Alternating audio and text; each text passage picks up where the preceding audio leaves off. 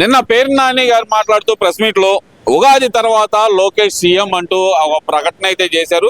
మాకు కేంద్ర ఇంటెలిజెన్స్ చెప్పింది అంటూ ఆయన అయితే చెప్పిన మాటలు ఎలా చూడాలంటారు దాన్ని? అసలు అందరికి నమస్తే అండి. మీ వాసు పదిలా పేరు నానిగాడు ఇక జ్యోతిష్కుని చెప్పుకుంటే మంచిది. అసలు జగన్మోహన్ రెడ్డికి ప్రతిపక్ష హోదా వచ్చిద్దో లేదో చెప్పాలి. ఇప్పుడు ఇంటెలిజెన్స్ ఏం చెప్తుంది, జగన్మోహన్ రెడ్డి కూడా గెలవటం కష్టం అని చెప్తుంది. ముందు అది కదా పేరు నానిగాడు చూసుకోవాల్సింది. మా పార్టీ వైపు చూస్తున్నాడు ఆ పేరు నానిగాడు. లోకేష్ బాబు ఏం చేస్తున్నాడు, లేదా తెలుగుదేశం పార్టీ ఏం చేస్తుంది, ఇది తప్పితే మేము అడుగుతున్న పేరు నానిగాడిని వాళ్ళ అబ్బాయి ఏం చేస్తున్నాడు, వాడు ఏమైనా గంజాయి అమ్ముతున్నాడా, డ్రగ్స్ మాఫియాలో ఉన్నాడా, లేదా ఇంకా బియ్యం లేదా ఏదన్నా చేస్తున్నాడా అని చూసుకోవాలి తప్పితే ఎప్పుడు సీఎం అవ్వాలో ఏందో మాకు తెలుసురా పేరు నాని. నీకైనా కేంద్ర ప్రభుత్వం దగ్గరికి పోయి నువ్వు అడుక్కునేది ఏంటి? మా నాయకుడిని అరెస్ట్ చేయొద్దు, మా నాయకుడి మీద 30 కేసులు ఉన్నాయి, మా జగన్మోహన్ రెడ్డి కొంచెం బయటే ఉంచండి, బెయిల్ మీదే ఉంచండి అని అడుక్కోవడం తప్పితే నీకు రెండోది ఉందా? లేదు. అయినా 2027 సీఎం అయితే నీకెందుకు అంటే నాకు తెలిసి పేరు నానిగడి చెబుతున్నాడు డైరెక్ట్గా, ఇక జగన్మోహన్ రెడ్డి ఇక లేదు. ఎందుకంటే చంద్రబాబు నాయుడు గారి వయసు అయిపోతుంది. చంద్రబాబు నాయుడు గారు ఈ ఒక్క ఎలక్షన్ అని చెబుతున్నాడు సైకో జగన్మోహన్ రెడ్డి. కానీ వాళ్ళకి భయం ఉంది, లోకేష్ బాబే సీఎం అవుతాడు అంటే జగన్మోహన్ రెడ్డి ముసలాడైపోయినట్టేగా ఈ వర్షంలో చూస్తే. అంటే వాడి పని అయిపోయినట్టేగా, జగన్మోహన్ రెడ్డి పని అయిపోయిందని పేరు నాని చెబుతున్నాడు కదా. మేము ఎప్పుడు సీఎం అవ్వాలో మాకు తెలుసు పేరు నాని. నీవు నీ నాయకుడికి అసలు ఆ ప్రతిపక్ష హోదా వచ్చిందా లేదా, ఆ ఒక సీటు కలుస్తాడా లేదో చూసుకోమ్మా. ఎప్పుడు సీఎం అవ్వాలో మాకు తెలుసు. అంటే ఎందువల్ల అంటారు? ఇప్పుడు కూటమిలో చిత్తు పెట్టే భాగంగానే అంటే ఇప్పుడు పవన్ కళ్యాణ్ అభిమానుల్ని ఏదైతే గనక జనసేన నాయకులను రెచ్చగొట్టే విధంగా ఈ పేరు నాని లాంటి వ్యక్తి ఇంకా కొన్ని మీడియా ఛానల్స్ కలిసి ఇలాంటి వార్తని ప్రచారం చేయడం వెనక మన ఉన్న రహస్యం ఏమనుకోవచ్చు అంటారు? కూటమిని విచ్ఛిన్నం చేయడంలో భాగమే అనుకోవచ్చు అంటారా? మా నాయకులు, కూటమి నాయకులు, మా జనసేన అధ్యక్షులు, మా మంత్రి గారైనటువంటి, మా ఉప ముఖ్యమంత్రి అయినటువంటి పవన్ కళ్యాణ్ గారికి మొత్తం తెలుసు. వాడు వీడు చెప్తే విచ్ఛిన్నం అయ్యే కూటమి అయితే కాదు. మేము అసలు పవన్ కళ్యాణ్ గారు సూటిగా సుత్తి లేకుండా చెప్పేశారు, మేము 30 ఏళ్ళ పాటు కలిసి ఉంటాం అని చెప్పారు. ఇప్పుడు అందులో ఏం చెప్తున్నాడు, పేరినానే చెప్తున్నాడు, పవన్ కళ్యాణ్ గారికి కూడా ఒక మాట చెప్పారు అని. మేము అనేది ఏంటంటే అసలు మా ఇంటర్నల్గా మా కూటమిలో ఏం మాట్లాడుకుంటామో మాకు తెలుసు. అయినా పవన్ కళ్యాణ్ గారికి, జనసేన నాయకులకి అందరికీ తెలుసు ఇక్కడ మేమేమి భేషజాలకు వెళ్ళలేదు. చంద్రబాబు నాయుడు గారు, పవన్ కళ్యాణ్ గారు ఒక మాట మీద ఉంటారు, లోకేష్ బాబుకి అండగా ఉంటారు. మేమందరం కలిసి పని చేస్తాం. వీళ్ళు చెప్తే విచ్ఛిన్నమయ్యే ప్రభుత్వం కాదు ఇది. కూటమి నాయకులు ఎవరు కూడా చేల్చరు. మాలాంటి చిన్న చిన్న స్థాయి నాయకులు జనసేనలోనో, తెలుగుదేశం పార్టీలోనో, బీజేపీలోనో మాట్లాడినా అవి ఊలక మాటల వరకే పరిమితం అవుతాయి. ఎవరు కూడా దీన్ని విచ్ఛిన్నం చేయలేరని పేరున్నానికి చెప్తున్నా. అంటే నిన్న పేరు నాని మాట్లాడుతూ ఇంకో వ్యాఖ్య అయితే చేశారు, ఏ రోజైనా తల్లిదండ్రులకు పిండ ప్రదానం చేశాడా చంద్రబాబు నాయుడు అంటూ ఆ కుటుంబ సభ్యుల దాకా వెళ్లే పరిస్థితి. ఎందువల్ల అంటారు ఈ రెచ్చగొట్టే వ్యాఖ్యలు పదే పదే పేరు నాని చేయడం అనేది? పేరు నాని అడుగుతున్నా, అసలు మీ నాయకుడు జగన్మోహన్ రెడ్డి నాన్న స్వర్గీయ రాజశేఖర్ రెడ్డి, అతను అంత బతుకుంటే అతను కూడా అనేవాళ్ళు, అది వేరే చచ్చిపోయాడు కాబట్టి స్వర్గీయ రాజశేఖర్ రెడ్డి అంటున్నాం. మా గౌరవం నేర్పింది గారు తెలుగుదేశం పార్టీ.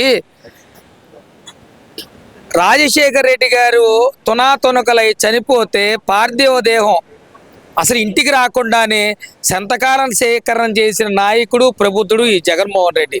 ఇక పిండ ప్రదానాలు ఎన్ని కాదు, ఉన్న తల్లినే ఇంట్లోంచి ఎల్లగొట్టాడు జగన్ రెడ్డి. ఇప్పుడు చచ్చిపోయిన వాళ్ళకి పిండ ప్రదానం చేస్తాడు, వీడికి చెప్పాలా? పేరు నానిగాడు పిండ వాళ్ళ నాన్న వాళ్ళ అమ్మకు పెట్టే పిండ ప్రదానం ఎక్కడన్నా చెప్పాడా?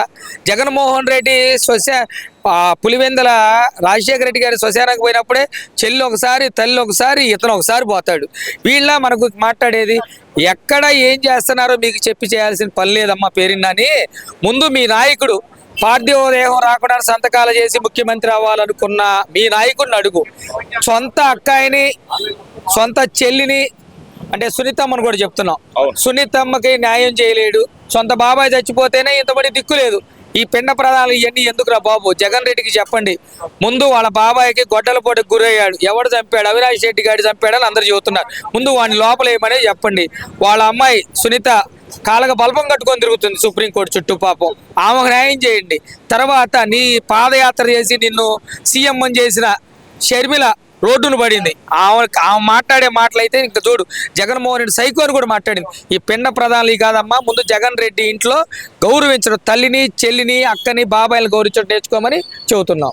ఇదంతా ఒక ఎత్తు అయితే కనుక ఎన్నాళ్ళు గుంటూరులో పరామర్శలు అయిపోయి వైజాగ్ చేరుకున్న అంబటి రాంబాబు అక్కడ ఏదైతే కనుక బ్రేక్ఫాస్ట్ విత్ కాపు లీడర్స్ అంటూ ఒక ప్రోగ్రామ్ అయితే పెట్టారు. ఎలా చూడాలంటారు దాన్ని? మేము కాపు సోదరులందరికీ ఒకటే చెప్తున్నాం, ఇతను కాపులకి నాకు కాపులే ఓట్లేనన్న మనిషి, నాకు కాపులు వేస్తే నేను కలిశానా, కాపు కాదంటున్నా.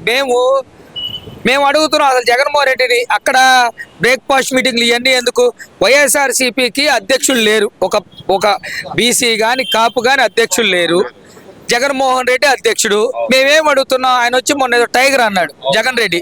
పాపం మేమేమన్నాం, అర్జెంటుగా అంబటి రాంబాబు గారిని జాతీయ అధ్యక్షుడు అన్నా చేయండి వైసీపీ పార్టీకి, లేదా ఆంధ్రప్రదేశ్ కన్నా అధ్యక్షుడిని చేయండి. అప్పుడు ఆ కాపుల మీటింగ్ పెట్టుకోండి. కాపులు ఎవరు కూడా ఇతను నమ్మే స్థితిలో లేరు. కాపులకి అన్నీ తెలుసు.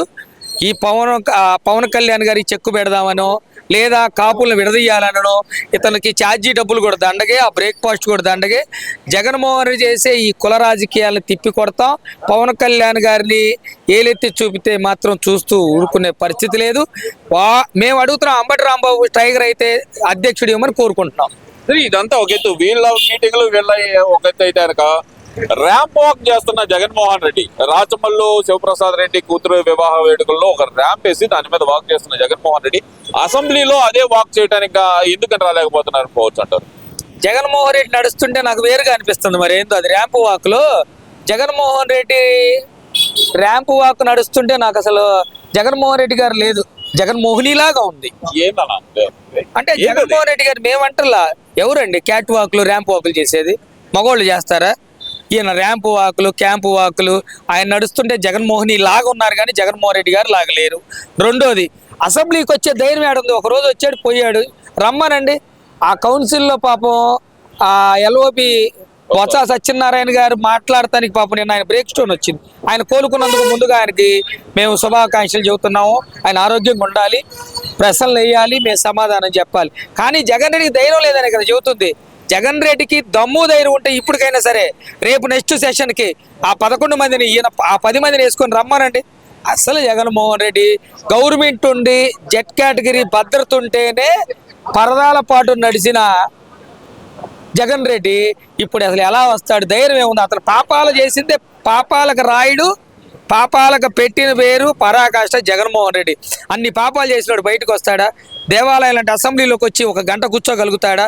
లేదా నీతి నిజాయితీ ఉన్న మా నాయకుడు చంద్రబాబు నాయుడు గారు, పవన్ కళ్యాణ్ గారు, లోకేష్ బాబు గారి కళ్ళల్లో చూసే ధైర్యం ఈ జగన్మోహన్ రెడ్డికి లేక అసెంబ్లీ అడుగు కూడా ఎక్కలేడు. ఈసారి అయితే చెప్తున్నాం, పులివెందుల్లో బీటెక్ రవి జగన్మోహన్ రెడ్డి మీద ఇప్పుడు 60,000కే పరిమితం చేసాం. రేపొద్దున ఓడిపోయినా ఆశ్చర్యపోవాల్సిన పని లేదు, ఎందుకంటే ఇలాకాల్లో జెడ్పీటీసీ 2 కొట్టాం.